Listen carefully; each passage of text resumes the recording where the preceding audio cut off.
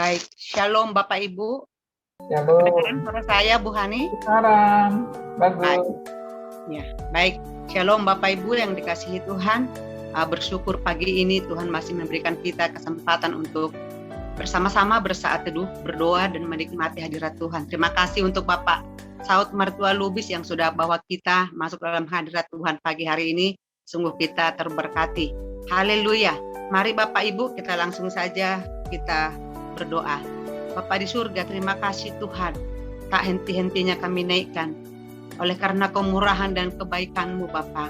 Hingga pagi hari ini Tuhan Engkau masih memberikan kami kesempatan untuk menikmati hadirat-Mu. Memuji Engkau, menyembah Engkau Tuhan. Tuhan, inilah hidup kami, hati dan jiwa kami. Semuanya kami serahkan, kami persembahkan hanya untuk kemuliaan-Mu Bapa. Berapi setiap kami Tuhan yang ada di Zoom meeting pada pagi hari ini Tuhan. Yang berada di berbeda-beda tempat, berbeda negara Tuhan.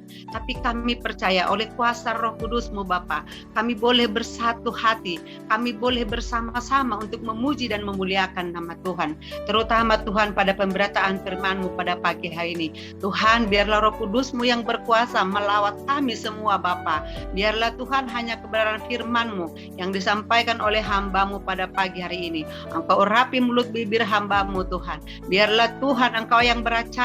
Roh Kudus Engkau turun, Engkau hadir Bapa di setiap tempat kami, memberkati kami, melawat kami, dan juga Tuhan jadikan hati kami seperti tanah yang subur, sehingga Bapa ketika firman-Mu disampaikan Tuhan, kami bisa menerima, kami bisa melakukannya dalam kehidupan kami sehari-hari. Terima kasih Bapa buat pagi ini, terpujilah Engkau sekarang sampai selama-lamanya. Di dalam nama Tuhan Yesus, kami sambut firman Tuhan pagi ini. Haleluya. Amin. Baik Bapak Ibu, kita langsung buka Alkitab kita dari Matius 20 ayat 28 dan 1 Petrus 4 ayat 10. Saya bacakan untuk kita semua. Mari Bapak Ibu bersama-sama kita menyimak dan tetap mikrofon ditutup ya, biar kita fokus. Demikian firman Tuhan, Matius 20 ayat 28, sama seperti anak manusia datang bukan untuk dilayani, melainkan untuk melayani dan untuk memberikan nyawanya menjadi tebusan bagi banyak orang. 1 Petrus 4 ayat 10, demikian firman Tuhan, layanilah seorang akan yang lain, sesuai dengan karunia yang telah diperoleh tiap-tiap orang sebagai pengurus yang baik dari kasih karunia Allah. Amin. Demikian firman Tuhan pada pagi hari ini yang mendukung kita, membimbing kita, membawa kita di dalam firman Tuhan pada pagi hari ini. Bapak Ibu yang diberkati oleh Tuhan Yesus, pada pagi hari ini ada satu tema ya yang kami ambil untuk kita pada pagi hari ini bersama, yaitu melayani adalah panggilan tertinggi kekristenan ya. Jadi kalau kita sudah melayani berarti kita sebenarnya sudah naik level, sudah naik kelas, bukan lagi untuk dilayani. Ya, tadi jelas dikatakan dalam Matius seperti Kristus datang bukan untuk dilayani tapi untuk melayani. Ketika saya mempersiapkan khotbah ini setelah saya mendengar dari pembina kita, Butiar akan bawa sharing tanggal sekian gitu ya. Waduh, saya berdoa, saya bilang, Tuhan, saya cerita apa ya Tuhan gitu. Nah, tapi yang muncul di setiap doa-doa saya hanya kata melayani. Dan saya, waduh, ini berat, bagi saya berat sebenarnya. Tapi itu tadi kita belajar, kita mengandalkan Tuhan, belajar mengikut sertakan Roh Kudus di dalam kita menjalani hari-hari kita. Untuk itu saya cari di kamus, di Google, apa sih arti melayani? Kok kayaknya kuat banget gitu kata melayani itu timbul di hati saya, Roh Kudus bicara di hati saya. Setelah saya buka di situ dikatakan melayani itu kalau bahasa Inggrisnya serve gitu ya. Ya, serve, melayani gitu. Nah, kalau bahasa Yunani dikatakan diakoneo. Nah, berarti melayani itu artinya menjadi pelayan atau pembantu. Dan lebih lagi dikatakan melayani adalah suatu kegiatan membantu orang lain, ya, atau bisa juga dikatakan memberikan diri untuk membantu orang lain, ya. Memberikan, kata memberikan ini harus berarti dengan rela. Namanya kita memberikan, saya bantu kamu, kita harus rela untuk membantu orang lain. Itu ternyata arti kata melayani. Nah, setelah kita dapat arti melayani, baru kita masuk dalam firman Tuhan. Oleh karena itu, kenapa Tuhan mau kita ataupun Dia menginginkan kita untuk melayani di dalam kehidupan kita, di dalam setiap langkah kita. Ada apa rupanya dengan melayani itu? Ternyata Bapak Ibu, ada 3 hal, ya, yang kita dapatkan ataupun yang kita tahu apa tujuan kita melayani. Yang pertama, dengan melayani itu namanya kita memberikan diri menjadi berkat buat orang lain, ya. Kita membantu orang lain, kita menolong orang lain. Di mana kita menolong orang lain? Ya, kalau dulu saya pola pikirnya gini, kalau melayani itu saya yang terbayang itu apa? Hamba Tuhan di gereja, pendeta berdiri di mimbar, terus kemudian yang liturgis ataupun WR membawa puji-pujian. Itu dulu di pikiran saya yang melayani itu seperti itu. Jadi di gereja. Nah, ternyata setelah sekarang saya mengerti melayani itu kapan saja dan di mana saja, ya. 24 jam Tuhan mau kita menjadi pelayannya, menjadi penolongnya, menjadi pembantunya. Membantu siapa? Membantu Tuhan. Nah, loh, tapi kan Tuhan saya tidak pernah ketemu, Bu. Saya tidak pernah bertatap muka seperti ini ngobrol. Benar, tapi firman Tuhan berkata di dalam Matius 25 ayat 40, sesungguhnya segala sesuatu yang kamu lakukan untuk salah seorang saudaraku yang paling hina ini, kamu telah melakukannya untuk aku. Artinya apa? Setiap apa yang kita lakukan, setiap perbuatan kita yang kita lakukan, baik untuk anak kita, untuk suami kita, untuk istri kita, untuk gereja kita, untuk tetangga kita, bahkan untuk pelayanan mimbar seperti ini, itu semuanya adalah bentuk pelayanan kita, ya. Itulah yang disebut dengan melayani. Kita jadi berkat buat mereka, kita menjadi penolong buat mereka. Untuk itu Bapak Ibu jangan henti-hentinya, jangan pilih-pilih. Wah, udahlah, melayani itu kan harus di gereja, harus bisa jadi WL pintar kayak Pak Saud Lubis gitu kan, atau seperti Ibu Joy contohnya. Tidak, melayani itu lakukan bagian kita kapan saja dan di mana saja. Kalau tetangga itu kita butuh pertolongan, kita menolong, itu namanya juga kita melayani. Jadi 24 jam di mana saja kita melayani. Itulah yang Tuhan mau. Kita mau jadi berkat dimanapun kita berada. Itu yang pertama.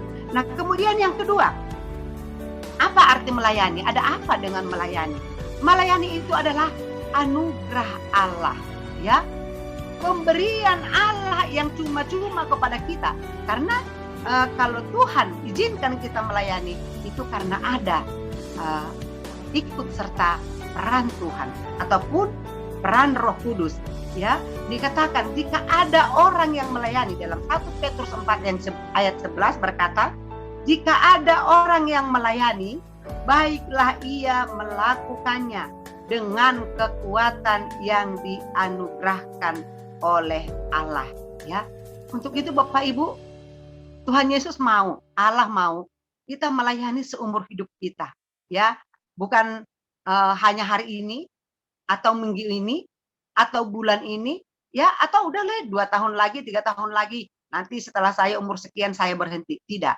Kita selama kita masih hidup, selama Tuhan memberikan napas bagi setiap kita anak-anak Tuhan, itu artinya Tuhan mempersiapkan kita, Tuhan menganjurkan kita, Tuhan menyuruh kita untuk terus melayani, dan melayani, ya. Kemudian yang ketiga, apalagi yang yang kita dapat, ya, dengan kita melayani. Yang ketiga, bahwa melayani itu adalah tanda cinta kita kepada Tuhan, respon kita kepada Tuhan. Makanya kita melayani, ya. Yohanes 14 ayat 15 berkata, jikalau kamu mencintai aku, ya, kamu akan menuruti segala perintahku. Artinya apa? Berarti melayani itu juga adalah perintah Tuhan. Itu yang ketiga. Jadi Tuhan memerintahkan agar kita melayani selama hidup kita. Selama kita masih bernapas, kita wajib untuk melayani. Itulah sebagai bentuk respon kita anak-anak Tuhan. Kita yang sudah dipilih, kita yang sudah diselamatkan, kita yang sudah ditentukan menjadi ahli waris kerajaan sorga. Yuk kita berbagi kepada yang lain. Kita layani yang lain. Kita layani tetangga kita, saudara-saudara kita yang belum mengenal Kristus. Siapa saja yang bertemu dengan kita. Dengan apa kita melayani? Waduh, saya Bu tidak berani Bu melayani Bu. Saya tidak berani memberitakan Injil. Ya, memang bukan seperti itu. Memberitakan Injil itu bukan harus berarti kita langsung datang bawa Alkitab, kita datang ke tetangga kita ngomong, Bu, ayo Bu, saya mau layani Ibu. Ya, tolong Ibu dengarkan ya, saya mau baca Alkitab. Bukan seperti itu. Tapi seperti apa? Ketika kita menjalin hubungan baik dengan tetangga kita, kita bersosialisasi dengan baik, maka mereka akan melihat sesuatu yang berbeda dengan kita. Karena kita menunjukkan kasih kita kepada mereka seperti sebagaimana Tuhan sudah memberikan ataupun sudah menunjukkan kasih-Nya kepada kita. Seperti dalam Matius 20 ayat 28 berkatakan, Dia bahkan memberikan seluruh hidupnya, seluruh nyawanya untuk kita, ya, untuk anak-anak Tuhan. Oleh karena itu Bapak Ibu, melayani ini sebenarnya sederhana kalau kita mau, ya, sederhana. Bukan mesti hal-hal yang berat. Waduh, harus berkhotbah, harus jadi WL, harus pintar dulu nyanyi. Bukan seperti itu. Tapi melayani yang Tuhan mau. Bagaimana kita melakukan yang terbaik. Bagaimana kita menjadi contoh, menjadi teladan di dalam kehidupan kita sehari-hari. Kita mulai dari keluarga kita, ya, dari lingkungan kita, baik bertetangga, tempat kita bekerja, tempat kita melayani, dan juga di dalam Zoom meeting seperti ini. Di sini juga kita saling melayani, ya. Saya melihat, ya, semua partisipan yang ada di Zoom meeting ini bukan lagi kelas anak yang baru dibaptis ataupun bayi rohani katanya. Kita semua sudah sekelas pelayan, ya. Sudah mendapat panggilan tertinggi dari Tuhan untuk melayani. Nah, untuk itu mari kita tunjukkan sikap kita. Sudahkah kita menjadi sikap pelayan yang benar yang Tuhan mau? Saya juga sedang belajar. Saya juga sedang berproses Bapak Ibu. Tapi hari ini kalau Tuhan singkapkan ini, Tuhan nyatakan ini kepada kita, mari kita buka hati kita. Kita belajar, ya. Kita bukan lagi bayi rohani, tapi kita sudah pelayan. Kita sudah pembantu Tuhan, pembantu orang lain. Nah, pertanyaannya, apakah kita sudah membantu orang lain atau membantu Tuhan? Atau mungkin kita mempersulit, ya, mempersulit rencana Tuhan dalam hidup kita, rencana Tuhan di dalam keluarga kita, rencana Tuhan dalam komunitas kita, ya? Atau juga kita mungkin mempersulit orang lain lewat tindakan kita, lewat perkataan kita, lewat hidup kita.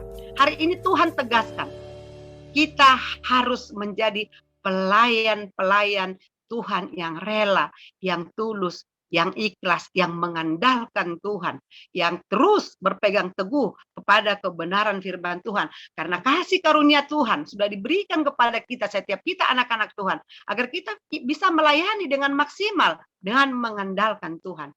Apa sih contoh yang menjadi pelayan, yang sederhana, ya, yang sehari-hari yang kita bisa lakukan? Ya, contohnya di dalam Zoom seperti ini. Contohnya kita dengan disiplin waktu saja, itu pun kita sudah menjadi teladan, sudah menjadi pelayan, ya. Ada saya lihat di beberapa Zoom, ya, mudah-mudahan di tempat ini tidak ada. Datang diam-diam, pulang pun kita tidak tahu jam berapa dia keluar, tahu-tahu udah keluar aja lab. Nah, itu tidak contoh jadi pelayan, itu belum, ya, menjadi contoh. Atau mungkin juga ketika kita masuk ke dalam Zoom, muka kita masih mutung aja, masih mikirin yang kemarin, mikirin yang tadi, mikirin tadi ada cekcok dengan anak-anak. Jangan lagi seperti itu. Mari kita datang kepada Tuhan, kita tunjukkan wajah kita memang yang bersuka cita, wajah yang diberkati, wajah yang benar-benar membuat orang lain juga bisa mendapatkan berkat. Karena tadi dikatakan melayani itu adalah menjadi berkat bagi orang lain. Ya, Bapak Ibu yang dikasihi Tuhan Yesus Kristus, banyak. Apalagi cara kita berpakaian. Ya, sekarang ini banyak juga anak-anak Tuhan mau ke gereja, kalau kata teman saya, bahannya kurang katanya. Itu anak-anak Tuhan loh, pelayan Tuhan seperti itu. Itu juga tidak jadi contoh. Anda belum menjadi teladan buat orang lain. Ya, kalau memang kita sudah anak Tuhan, sudah mengerti firman Tuhan, kita tunjukkanlah pakaian kita, sikap kita yang bagus. Atau datang ke gereja dengan kaos oblong. Ya benar sih, Tuhan melihat hati. Tapi apakah memang itu pakaian kita yang terbaik? Iya kan? Apakah tidak ada lagi? Tapi kalau kita lihat orang ke pesta, bajunya wow, kayak toko berjalan. Tapi tiba-tiba kita pas datang ke gereja, bajunya wah udahlah, yang penting katanya sudah bersih, sudah digosok, sudah rapi. Tuhan kan melihat hati, benar. Tapi kalau saya katakan, itu juga kita belum menjadi contoh. Kita juga belum menjadi teladan. Ya. Kemudian apalagi? Ketika kita menyampaikan sesuatu kepada orang, kita jangan emosi, kita jangan marah, kita jangan dengan muka muram. Orang bisa baca. Ya, kalau bahasa sekarang katanya ada body language. Ya. Jadi dari apa yang kita katakan dengan wajah kita, ya, sepadan enggak, selaras enggak, orang bisa baca gitu kan. Nah, jadi itu juga perlu. Jadi banyak yang kita pelajari sebenarnya untuk bagaimana kita bisa melayani Tuhan, melayani sesama dengan baik, ya. Atau mungkin juga kita pas lagi Zoom, dari mulai awal sampai akhir tutup terus kameranya, ya. Ini juga nggak jadi contoh. Saya katakan terutama kepada pengurus, ya. Saya agak sangat respect dengan hal ini. Kalau pengurus tidak boleh tutup kamera dari mulai awal sampai akhir, ya. Anda dinilai, Anda menjadi contoh buat grup ini, ya, buat pelayanan ini. Dimanapun kita berada, coba aja kita dengar suara tapi kita nggak lihat wajahnya seperti apa. Atau kita doakan juga tutup kamera, ya. Maaf kalau ada yang tersinggung. Kita berdoa kecuali sinyal tidak bagus, ya. Nah, kalau sinyal tidak bagus, tutup kamera boleh saja. Ya maaf Bu, saya tidak bisa ini. Tapi disampaikan juga, saya kurang respect saya. Kalau ketika saya doakan seseorang, dia tutup kamera. Saya menganggap gini, gimana orang ini lagi ngapain? Lagi berdoa apa lagi sambil cuci piring ya? Gitu. Ada pikiran seperti itu, iya kan? Nah, ataupun kita berdoa mendoakan orang lain, kita tutup kamera. Itu kita tidak jadi contoh. Yuk, kalau kita mau jadi contoh, lakukan yang terbaik. Aku bertanya dalam hati begini, sebenarnya tertuduh nggak sih gitu loh? Sebenarnya Roh Kudus bicara nggak sih di dalam hati ketika kita melakukan itu? Sebenarnya tertuduh. Menurut saya tertuduh. Saya tertuduh. Ya, makanya kalau saya tutup kamera, saya sampaikan, Pak, sore sinyal saya kurang bagus. Walaupun itu belajar bahasa Inggris. Jadi kalau saya keluar masuk, saya tutup kamera dan saya tetap ikut pelajaran. Disampaikan ya Bapak Ibu ya. Jadi ini adalah modal dasar kita. Bagaimana kita menjadi pelayan Tuhan. Bagaimana kita menjadi contoh. Bagaimana kita menjadi model. Ya, kita harus praktekkan dari sekarang. Mulai dari keluarga kita buat anak-anak kita. Ya, jangan seperti pernah ada seorang kesaksian, katanya, kalau saya dulu katanya waktu SD, waktu sekolah minggu, orang tua saya bilang, kalian pergi ke gereja, ini persembahan dikasih. Tapi Bapak tidak ke gereja, di lapo tua, ya, seperti itu. Nah, itu bukan lagi contoh yang baik buat kita. Zaman sekarang kita berlomba-lomba datang kepada Tuhan, karena waktunya Tuhan sudah tidak lama. Untuk itu mari kita buka hati kita, buka pikiran kita. Jangan kita gampang tersinggung, jangan baper. Itu juga bukan pelayan. Tuhan Yesus tidak pernah tersinggung. Ketika Tuhan Yesus mau ditangkap, Tuhan Yesus mau dibunuh, dia tidak pernah tersinggung, dia tidak pernah marah. Bahkan di kayu salib sekalipun, dia masih berkata, ampuni mereka, sebab mereka tidak tahu apa yang mereka perbuat. Memang sulit Bapak Ibu, tapi Tuhan mau hari ini kita mau belajar. Saya juga sedang berproses. Saya juga sedang belajar untuk hal ini, ya.